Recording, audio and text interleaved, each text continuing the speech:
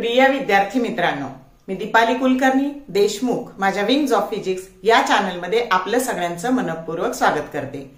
आपण बोर्ड परीक्षेसाठी quick revision series सुरू केलेलीच आहे, पण आज आपण आणखी एक नवीन सिरीज सुरू करतो आहोत आणि सिरीजचं नाव आहे बघा स्टेट बोर्ड PYQ सिरीज। म्हणजे काय तर बोर्ड परीक्षेला मार्च फेब्रुवारी किंवा मार्च 2022, मार्च 2023 आणि मार्च 2024 अशा 3 वर्षी आलेले त्या चॅप्टरवरचे प्रश्न आपण पाहणार आहोत। याने काय होणार आहे तर आपल्याला अभ्यास करणं सोपं जाणार आहे, म्हणजे आपल्याला कल्पना येणार आहे की कशा प्रकारचे प्रश्न विचारले जातात आणि त्याची उत्तरं आपण क्विक रिव्हिजन सिरीज मध्ये बघितलेलीच आहेत।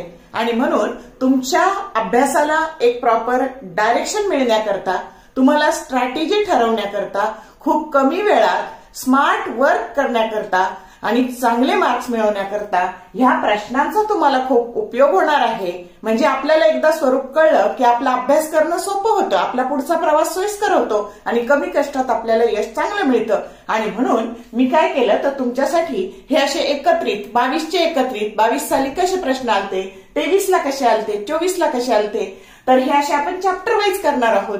म्हणजे तुमचं काम मी सोपं केलेलं आहे, प्रश्नपत्रिका उचकायची गरज तुम्हाला राहणार नाही। तर वेळ न घालवता आपण सुरू करू। आता पहिल्यांदा आपण बघतो आहोत मार्च 2022 किंवा फेब्रुवारी 2022 या साली आलेले प्रश्न। तर आता माझ्याकडे ही बोर्ड क्वेश्चन पेपर आहे। आता त्याच्यामध्ये ए सेक्शन मध्ये तुम्हाला प्रश्न आलेला आहे बघा। ए सेक्शन मध्ये 2022च्या ए सेक्शन मध्ये क्वेश्चन नंबर 1 मध्ये 7 नंबरचा प्रश्न आहे। प्रश्न असा आहे बघा, when a bob performs vertical circular motion and the string rotates in a vertical plane, the difference in the tension in the string at horizontal position and uppermost position is option A mg, B 2 mg, C 3 mg and D 6 mg। आता बघा तुम्हाला कशा मधला फरक विचारलाय तर अप्परमोस्ट position या vertical circular motion मधली ही अप्परमोस्ट position आणि हॉरिझॉन्टल पोझिशन। मग जनरली आपल्याला याचं डेरिव्हेशन माहिती आहे की अप्परमोस्ट पोझिशन आणि लोएस्ट पोझिशन यातला जो फरक असतो ना बाळांनो तो असतो 6 mg। या दोन्हीतला किती असतो? या दोन्हीतला असतो 6 mg असा फरक असतो। आणि m हे त्या बॉबचं मास असतं, तर हा किती असेल तर हा फरक असेल 3 mg। म्हणजे कन्सेप्च्युअल आहे, कळलं का? मग याचं उत्तर आहे 3 mg। करेक्ट ऑप्शन आहे सी ऑप्शन आणि याला 1 मार्क आहे। आता बघा याच ए सेक्शन मध्ये क्वेश्चन नंबर 2 मधलं प्रश्न क्रमांक शेवटचा बघा 8वा प्रश्न। हा 8वा प्रश्न आहे क्वेश्चन नंबर 2 मधला 8वा प्रश्न 1 मार्कासाठी। न्यूमेरिकल असा आहे बघा, calculate the moment of inertia of a uniform disk of mass 10 kilogram and radius 60 centimeter about an axis perpendicular to its length and passing through its center। आता बघा आपण क्विक रिव्हिजन सिरीजचा जो 4था भाग केला त्याच्यामध्ये वेगवेगळ्या बॉडीचे मोमेंट ऑफ इनर्शिया वेगवेगळ्या ऍक्सिस बद्दलचे बघितले। मग आता त्याच्यामध्ये आपल्याला काय करायचंय तर युनिफॉर्म डिस्कचा, मग डिस्क ही अशी डिस्क आहे, अशी युनिफॉर्म डिस्क आहे आणि त्याच्या सेंटर मधून जाणारी आणि त्याच्या प्लेनला परपेंडिक्युलर असणारी त्याच्या तो ऍक्सिस त्याच्याबद्दलचं काढायचं आहे मोमेंट ऑफ इनर्शिया। आता त्याचा फॉर्म्युला असतो mr²/2। मग मास दिले आपल्याला त्या डिस्कचं 10 किलोग्राम, रेडियस दिली 60 सेंटीमीटर, त्यात म्हणजेच मीटर मध्ये झाली 16 × 10⁻² मीटर आणि मोमेंट ऑफ इनर्शिया काढायचा आहे 1 मार्कासाठी। बघा हा 1 मार्काला आलेला व्हेरी शॉर्ट आन्सरचा प्रश्न आहे। मग आता मास टाकलं 10, इथे टाकले 16 × 10⁻² सेंटीमीटरचे कशात करायचे? मीटर मध्ये करायचे। मग हे डिवायडेड बाय 2, हेच झाले 6 × 10⁻⁻1 त्याचा स्क्वेअर, 6 चा स्क्वेअर झाला 36, याचा झाला 10⁻²। आता हे टोटल झाले 10⁻1 आणि 36 डिवायडेड बाय 2 18 × 10⁻1 म्हणजे 1.8 किलोग्राम इंटू मीटर स्क्वेअर हे झालं आन्सर। 1 मार्काला प्रश्न आलेला आहे। समजतंय का? तर आता पुढचा प्रश्न आहे बघा। पुढचा प्रश्न बी सेक्शन मधला क्वेश्चन नंबर 3 आहे। आता बघा हा 2 मार्कासाठी आहे। प्रश्न असा आहे, define moment of inertia of A rotating rigid body. State it's SI unit and dimension. आता याच्यासाठी तुम्ही क्विक रिव्हिजन सिरीजचा पार्ट 3 बघा. पार्ट 3 क्विक रिव्हिजन सिरीजचा पूर्ण उत्तर दिलेलं आहे व्यवस्थित. आता मी काही परत शिकवत बसत नाही. आणि सी सेक्शन बघा 2 मार्काला विचारलाय. आणि सी सेक्शन मधला क्वेश्चन नंबर 19 19वा प्रश्न असा आहे बघा. Question number 19. Derive an expression for kinetic energy of a body rotating with uniform angular speed. 3 मार्काला. आता याच्यासाठी पण क्विक रिव्हिजन सिरीजचा रोटेशनल डायनामिक्सचा पार्ट 3 बघा. आणि या पद्धतीने वेटेज झालं बघा. 1 1 2 आणि हे 5 7 मार्क. म्हणजे तुमच्या असं लक्षात येईल की 70 मार्कापैकी 7 मार्क म्हणजे 10% वेटेज हे तुमच्या रोटेशनल डायनामिक्स चॅप्टरला आहे. आणि असे सोपे सोपे प्रश्न करा. आता आपण बघणार आहोत 2023 ची PYQ.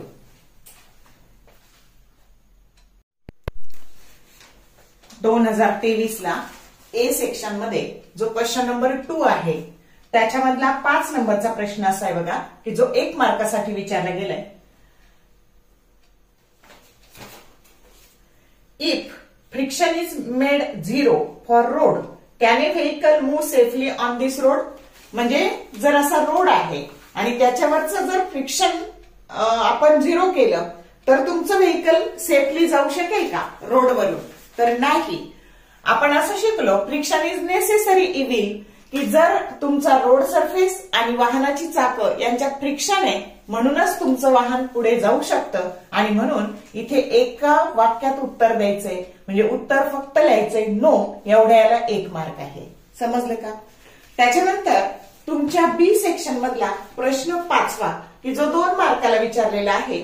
State and prove principle of conservation of angular momentum. तर आपण जो क्विक रिव्हिजन सिरीजचा 3रा भाग केलाय त्याच्यात जे 5 प्रश्न पाहिले त्याच्यामध्ये हा प्रश्न घेतलेला आहे. इथे मी परत घेत नाही. आणि तुमचा जो डी सेक्शन आहे 4 मार्कासाठी त्या डी सेक्शन मध्ये 31 नंबरचा प्रश्न आहे बघा. Derive expression for linear velocity at lowest position midway position. बघा ही लोएस्ट पोझिशन ही midway position and topmost position for a particle revolving in a vertical circle if it has to just complete circular motion without string slackening at the top. म्हणजे तुम्हाला vertical circular motion मध्ये ह्या सगळ्या ठिकाणची जी linear velocity आहे तिचं derivation काढायचं आहे. आणि हाच प्रश्न ऑक्टोबर 2021 ला सुद्धा डीच सेक्शन मध्ये 4 मार्काला विचारला गेलेला आहे. मग आता आधी डायग्राम काढायची.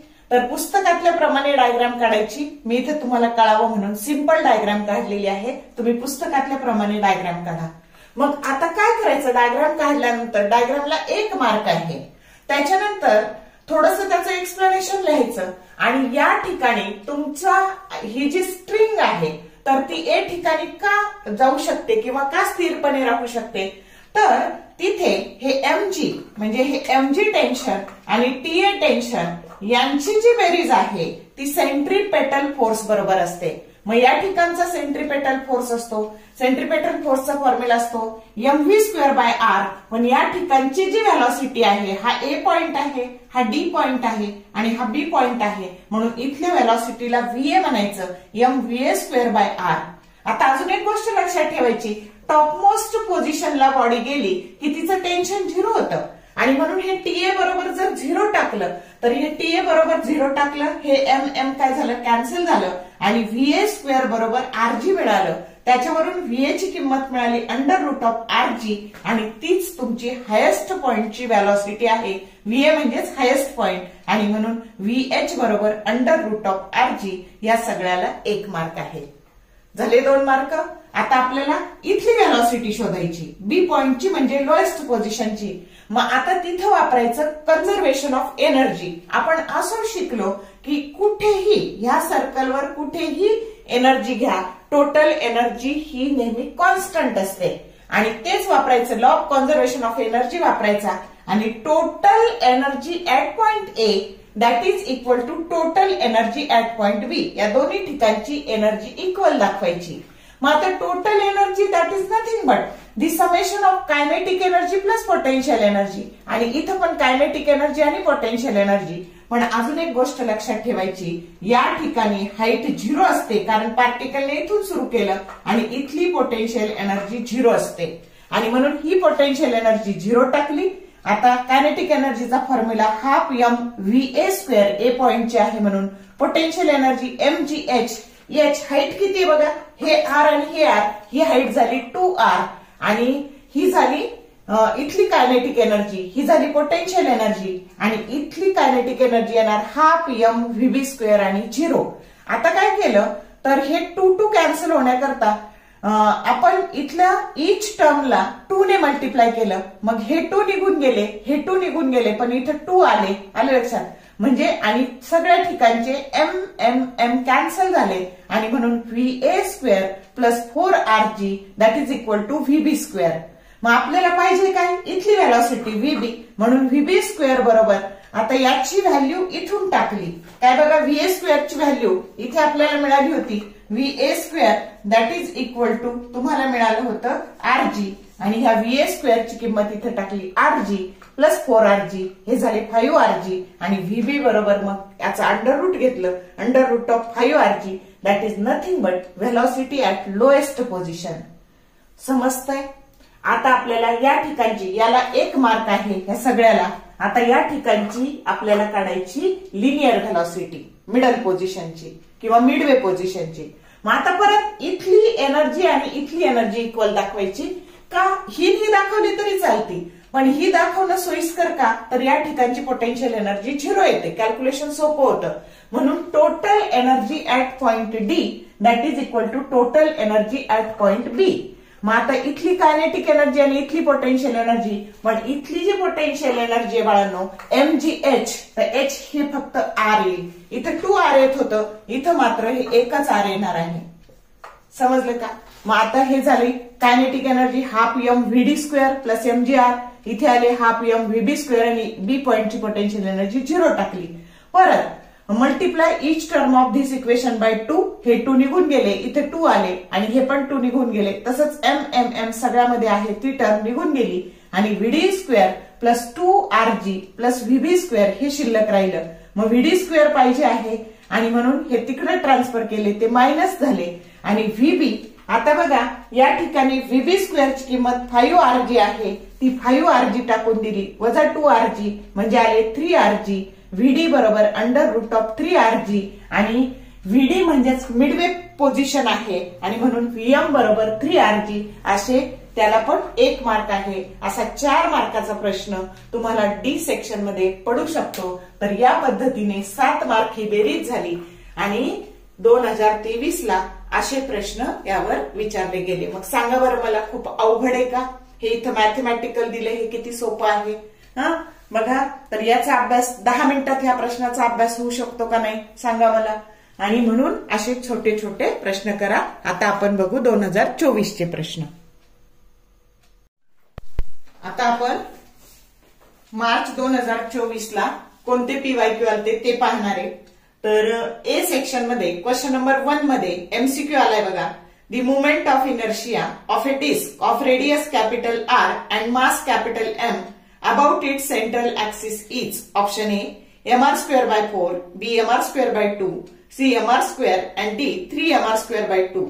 तर आपण क्विक रिव्हिजन सिरीजचा जो 4था भाग केला त्याच्यात सगळ्या बॉडीचे मुवमेंट ऑफ इनर्शिया पाहिले आणि त्यात मी तुम्हाला हे सांगितलं होतं की त्याचं उत्तर आहे mr square by 2, जो करेक्ट ऑप्शन बी आहे. 1 मार्कासाठी विचारला गेलाय. त्यानंतर ए सेक्शन मध्ये क्वेश्चन नंबर 2 मध्ये पहिला प्रश्न VSA व्हेरी शॉर्ट आन्सर 1 मार्कासाठी विचारलाय. Define centripetal force. तर आपण याचा क्विक रिव्हिजन सिरीजचा जो पहिला भाग केलेला आहे त्याच्यामध्ये सेंट्रीपेटल फोर्स आणि सेंट्रीफ्युगल फोर्सची डेफिनेशन म्हणजे डिफरन्स आपण घेतलेला आहे आणि याच्यात आपण डेफिनेशन शिकलेलं आहे.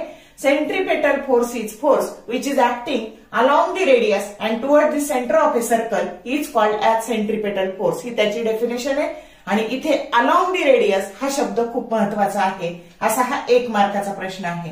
त्याच्यानंतर बी सेक्शन मध्ये 11 नंबरचा जो प्रश्न आहे 2 मार्काला जो विचारला गेलेला आहे तर तो असा आहे बघा, derive an expression for maximum speed of a vehicle moving along a horizontal circular track.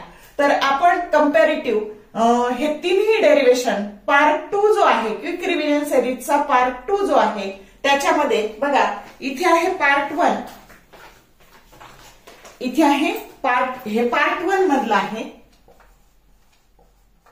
हे पार्ट 4 मधलं आहे